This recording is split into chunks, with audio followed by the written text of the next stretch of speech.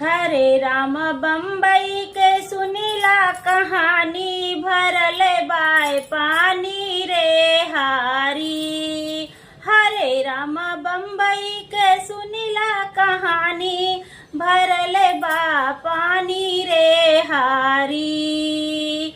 दादर डूबल माहिम डूबल, दादर डूबल माहिम डूबल, माटुंगा संग साइन डूबल, माटुंगा संग साइन डूबल।